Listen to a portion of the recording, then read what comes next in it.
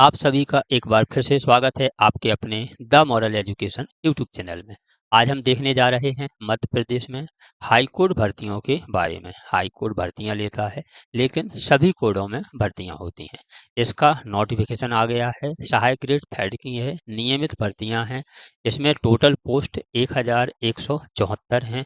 साथ ही साथ ऑनलाइन आवेदन आपके कब से कब तक होंगे इसे देखेंगे। इसी के साथ इसमें योग्यता, आयु सीमा, सैलरी और परीक्षा तिथि के साथ ही सभी महत्वपूर्ण जानकारियों को हम देखेंगे।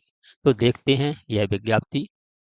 यह रही आपकी विज्ञप्ति, मध्य प्रदेश उच्च न्यायालय जबलपुर विज्ञापन। यह है आपकी डेट है विज्ञप्ति। इसी के साथ इसमें जो महत्वपूर्ण जानकारियां हैं वह आपकी यह रही।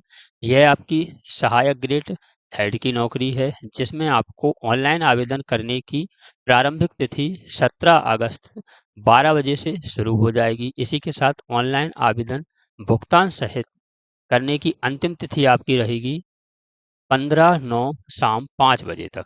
यानी 17 अगस्त से आपकी शुरू होगी और 15 सितंबर तक इसकी लास्ट डेट होने वाली है। इसी के साथ आगे आवेदन में त्रुटि सुधार करने की प्रारंभिक तिथि क्या रहेगी? 19/9 दोपहर 12 बजे से यह शुरू हो जाएगी। इसी के साथ आवेदन में त्रुटि सुधार करने की अंतिम तिथि रहेगी 21/9। इसका मतलब है कि आप बीच में त्रुटि सुधार नहीं करवा सकते हैं। यदि किसी प्रकार से गलती हो जाती है तो आपको 19 सितंबर 12 बजे के बाद 21 सितंबर 5 बजे तक के लिए समय दिया जाएगा। इसके बीच में आपकी त्रुटि सुधार नहीं होगी। इसलिए आप फॉर्म को ध्यान से भरें। यदि आपकी त्रुटि हो जाती है तो आप इन डेटों में उसमें सुधार करवा लें। ऑनलाइन जो आपकी परीक्षा है, इसमें अभी परीक्षा की डेट नहीं आई है, बाद में आएगी, लेकिन आपकी जल्द ही परीक्षा होगी। यह आपका ईएसबी जैसा नहीं है। ईएसबी का अलग ही नियम होते हैं, लेकिन कोड के अलग ही नियम होते हैं। तो फिर कोड की नौकरी जो है अच्छी होती है। इसमें किसी प्रकार से धांधली होने की कोई भी 1% भी आशंका नहीं रहती है। आगे देखते हैं, महत्वपूर्ण बिंदु दिए गए हैं। महत्वपूर्ण बिंदु के साथ ही जो हमारे लिए इसमें महत्वपूर्ण जानकारी उसे देखेंगे। आपने देखा होगा जो ईएसबी देती है, ईएसबी की 44 पेज 144 पेज की विज्ञप्ति होती है, लेकिन इसमें सिर्फ 20 पेज की ही विज्ञप्ति है। ज़्यादा इसमें झोलमाल नहीं है। इसलिए आप वीडियो के साथ ही जब आप फॉर्म डालने जाएं तो इस विज्ञप्ति को पूरा पढ़ें। इसी के साथ पूरी विज्ञप्ति की भी वीडियो हम डालेंगे। देखते हैं। पद नाम है, सहायक ग्रेड थर्ड है, वेतनमान है, छठवां वेतन लगा हुआ है। 5200 से 20,200 आपकी, प्लस आपकी ग्रेड पे 1900 है। रिक्तियों की संख्या 1174 है।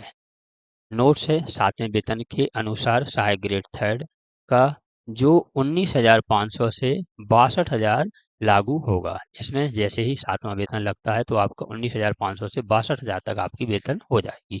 आगे यदि हम देखते हैं पद किस प्रकार दिए गए हैं, तो यह रहे आपके पद। पदों के लिए आपके ये जनरल के हैं, यह आपके एससी के हैं, एसटी के हैं, ओबीसी के हैं और ईडब्ल्यूएस के हैं।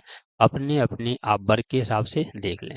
यहाँ पर आरक्षित तालिका दी गई है, जिसमें महिलाओं के लिए यह पद आरक्षण है। कितने? 35% पद आरक्षण है। तो यह महिलाओं की दी गई है तालिका। इसी के साथ आपके सैनिकों के लिए 10% आरक्षण पद हैं और दिव्यांगों के लिए 6% हैं। तो इस प्रकार से आपके टोटल पद हो जाते हैं 1174 पद हो जाते हैं। आप अपनी कैटेगरी के हिसाब से पद देख लें कि किसमें कितने पद हैं। पद सभी में अच्छे दिए गए हैं। इसी के साथ आपकी शैक्षणिक योग्यता देखते हैं। पद की शैक्षणिक योग्यता और तकनीकी अर्हताएं क्या होगी? सबसे पहले आपको ग्रेजुएशन होना चाहिए। इसमें पहले 12th पास से आती थी, लेकिन अब इसमें ग्रेजुएशन कर दिया गया है। तो मान्यता प्राप्त जो आपकी यूनिवर्सिटी है उससे ग्रेजुएशन होना चाहिए। इसी के साथ आपको सीपीसीटी पास होना चाहिए। सीपीसीटी का स्कोर का एग्जाम पास होना चाहिए। सभी को पता है यह सीपीसीटी मैप आईटी लेती है। इसमें आपको पास होना अनिवार्य है। तीसरी देखते हैं हम, जो मध्य प्रदेश गवर्नमेंट है उससे मान्यता प्राप्त आपको 1 वर्ष का डिप्लोमा चाहिए। यानी आपको कंप्यूटर एप्लीकेशन 1 वर्ष का होना चाहिए। 1 वर्ष से कम मान्य नहीं किया जाएगा। आगे यदि हम महत्वपूर्ण जानकारियों में देखते हैं तो इसमें जो महत्वपूर्ण जानकारी हैं जो आपके लिए आवश्यक हैं उसे हम देख रहे हैं। अब है आपकी आयु की गणना। आप कितने वर्ष तक इसमें फॉर्म डाल सकते हैं। तो आपकी 1/1/26 को 18 वर्ष होना चाहिए, जबकि ईएसबी ने 21 वर्ष कर दिया है ज़्यादातर। इसी के साथ उसने माइनस मार्किंग कर दी है, तो इसमें माइनस मार्किंग आपकी नहीं है। आपकी जो अनारक्षित श्रेणी है उसमें 40 वर्ष है। इसी के साथ आपका ईडब्ल्यूएस में भी 40 वर्ष है। ओबीसी, एससी और आपका एसटी के लिए इसमें 45 वर्ष है। जो इस श्रेणियों में आते हैं उनके लिए 45 वर्ष है। इसी के साथ शासकीय, निगम, मंडल, स्वाध्यायी, नगर सैनिक या संस्था के कर्मचारियों के लिए भी आपका 45 वर्ष की आयु दी गई है। तो 40 और 45 वर्ष की इसमें आयु दी गई है। इसी के साथ जो दिव्यांग हैं उनके लिए भी 45 वर्ष की है, और सभी महिलाओं के लिए, दिव्यांगों के लिए 45 वर्ष और सभी महिलाओं के लिए 45 वर्ष दी गई है। तो यह रही आपकी आयु। अब हम देखते हैं आवेदन की शुल्क क्या होने वाली है। तो जो अनारक्षित वाले हैं उनके लिए 200 रुपये परीक्षा शुल्क है। इसी के साथ सेवा प्रदाता को दे पोर्टल व अन्य शुल्क आपकी 743 रुपये है। योग्य करते हैं तो आपकी 943 रुपये हो जाती है। जितने भी आरक्षित वर्ग हैं उनके लिए 200 रुपये यह परीक्षा शुल्क माफ है, तो सिर्फ आपको 743 रुपये ही देना है। जो अनारक्षित वर्ग हैं और मध्य प्रदेश से बाहर के आवेदक हैं उनके लिए 943 रुपये आपकी शुल्क है। अब यह शुल्क आपकी परीक्षा शुल्क और सेवा प्रदाता को पोर्टल की शुल्क मिला के टोटल शुल्क है। इससे ज़्यादा शुल्क नहीं होगी। आगे देखते हैं। फॉर्म भरते समय यदि आपको किसी प्रकार की ऑनलाइन फॉर्म भरते समय कोई समस्या आती है तो यह आपके लिए एक नंबर दिया है, आप इससे संपर्क कर सकते हैं। आगे देखते हैं हम परीक्षा की योग्यता क्या होने वाली है। तो इसमें आपकी ऑनलाइन प्रारंभिक परीक्षा होगी, 100 अंक की आपको परीक्षा होगी। 100 नंबर आपके जो पेपर है वह रहेगा। इसी के साथ इसमें हिंदी टाइपिंग की कौशल परीक्षा होगी जिसमें 50 अंक होंगे। 150 का आपका पूर्णांक होगा। परीक्षा 2 चरणों में आयोजित की जाएगी। प्रथम चरण आपका पेपर होगा, द्वितीय चरण आपका टाइपिंग होगा।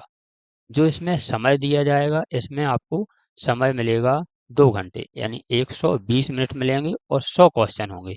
समय इसमें बहुत अच्छा दिया गया है। इसी के साथ किसी भी प्रकार की जानकारी या समस्या के लिए आपको साइट दी गई है। इस साइट से आप उपयोग कर सकते हैं और अपनी जो भी समस्या है वह देख सकते हैं, और जितने भी अब अगली बार जो अपडेट आएंगे वह आपको इसी साइट पर मिलेंगे। अब हम देखते हैं इसका पाठ्यक्रम। पाठ्यक्रम क्या होने वाला है। तो इसमें एमसीक्यू टाइप के क्वेश्चन पूछे जाएंगे। 100 अंक का यह पेपर होगा। एक प्रश्न के लिए 1 अंक होगा, जिसमें परीक्षा की अवधि आपको 120 मिनट होगी। तो नेगेटिव माइनस मार्किंग इसमें नहीं है। 100 क्वेश्चन आने वाले हैं आपके और 100 अंक के क्वेश्चन होंगे। अब इसका सिलेबस क्या होने वाला है, तो हम सिलेबस देखते हैं। सबसे पहले सिलेबस है, इसी के साथ आपके क्वेश्चन हैं, नंबर हैं और आपका मीडियम है, किस मीडियम में आएंगे। सबसे पहले आपका जीके जीएस इंक्लूड है, और इसमें जीके एमपी जीके भी पूछा जाएगा, जिसमें आपके 20 प्रश्न होंगे, 20 नंबर के होंगे। यह आपको हिंदी और इंग्लिश दोनों में देखने को मिलेगा। दूसरे नंबर पर देखते हैं मैथ है और आपकी रीजनिंग है। इसके भी आपके 20 क्वेश्चन होंगे, 20 नंबर के होंगे, हिंदी और इंग्लिश दोनों में होगा। इसी के साथ जनरल हिंदी होगी, हिंदी के क्वेश्चन आएंगे जो आपको 20 क्वेश्चन होंगे, 20 नंबर के होंगे। यह आपको सिर्फ हिंदी में ही मिलेगा। आगे हम देखते हैं इंग्लिश आएगी। इंग्लिश आपकी 20 क्वेश्चन होंगे, 20 नंबर की होगी। यह सिर्फ इंग्लिश में ही होंगे, हिंदी में नहीं होंगे। कंप्यूटर नॉलेज है जो आपकी, यह भी 20 क्वेश्चन होंगे, 20 नंबर के होंगे। यह भी आपको हिंदी में देखने को नहीं मिलेगा। जो आपका कंप्यूटर है टोटल इंग्लिश में होगा। तो आप इस सिलेबस के हिसाब से ही पढ़ें। टोटल क्वेश्चन आपके 100 होंगे, 100 के साथ ही आपके 100 नंबर के होंगे। हिंदी इंग्लिश हमने बता ही दिया है, कौन सा पैरा आपको हिंदी में मिलेगा, कौन सा आपको इंग्लिश में मिलेगा। उसी हिसाब से जो सिलेबस है उसी हिसाब से आपको तैयारी करनी है, क्योंकि अभी परीक्षा की डेट नहीं आई है। जैसे ही इसकी डेट आती है आप जब तक अपनी तैयारी और पक्की कर लें। अब आपकी ज्वाइनिंग कैसे होगी, इसमें दिया गया है कि आपकी ज्वाइनिंग कैसे होगी। तो आपको सबसे पहले तो आपका पेपर होगा, जो आपने देखा 100 नंबर का आपका पेपर होगा, जिसमें 5 गुना अभ्यर्थी लिए जाएंगे। 1/5 यानी यदि एक वैकेंसी है तो 5 अभ्यर्थियों को लिया जाएगा। एक वैकेंसी 5 अभ्यर्थियों को, 100 वैकेंसी है तो 500 अभ्यर्थियों के ही नाम आएंगे। तो इसी के साथ अब जो आपकी परीक्षा हो गई पहले से, अनुपात में स्थान किया जाएगा। प्रारंभिक परीक्षा स्क्रीनिंग मात्र होने से इसके प्राप्तांकों को अंतिम परिणाम के समय विचार में नहीं लिया जाएगा। जो आपकी 100 नंबर की परीक्षा है इससे सिर्फ आपके नाम आएंगे और आपको जो टाइपिंग परीक्षा है उसके लिए आपके नाम घोषित किए जाएंगे। इसके बाद फिर इसमें विचार में नहीं लिया जाएगा तथा ऑनलाइन प्रारंभिक परीक्षा का परिणाम मध्य प्रदेश उच्च न्यायालय की साइट पर प्रकाशित किए जाएंगे। इसे देखकर लग रहा है आपका जो 100 नंबर का पेपर है उससे सिर्फ आपके नाम आएंगे और जो आपका 50 नंबर का टाइपिंग है उससे आपकी मेरिट उठेगी। तो जो यह पैरा है यह तो यही कहता है। आगे देखते हैं। आवेदन पत्र एवं दस्तावेज। हिंदी टाइपिंग की कौशल परीक्षा हेतु सफल हुए अभ्यर्थियों से निर्धारित तिथि तक आवेदन पत्र और दस्तावेज मांगे जाएंगे। इन आवेदन पत्रों और दस्तावेजों का परीक्षण किया जाएगा तथा जिन अभ्यर्थियों के दस्तावेज विज्ञापन की उल्लिखित शर्तों के अनुसार नहीं पाए जाएंगे उन्हें अपात्र कर दिया जाएगा। और इसी के साथ जो पात्र अभ्यर्थी हैं उनकी जो सूची है, लिस्ट है, उच्च न्यायालय की वेबसाइट पर प्रकाशित की जाएगी। आपने एक पेपर दिया 100 नंबर का, इसमें आप पास हो गए, इसके बाद आपके डॉक्यूमेंट मंगाए जाएंगे। डॉक्यूमेंट मंगाने के बाद आपको की लिस्ट बनाएगी, आपकी लिस्ट होगी, उसके बाद आपकी टाइपिंग परीक्षा होगी। टाइपिंग परीक्षा में आपका किस हिसाब से क्या रहेगा इसे हम देखते हैं। तो टाइपिंग परीक्षा में आपकी गलतियां कटेंगी। किस हिसाब से गलतियां कटेंगी उसके लिए इसमें दिया गया है कि आपकी कौशल परीक्षा का पाठ्यक्रम जो टाइपिंग है परीक्षा कितने की होगी। हिंदी टाइपिंग की कौशल परीक्षा 50 अंक की होगी। कौशल परीक्षा का पाठ्यक्रम इस प्रकार रहेगा।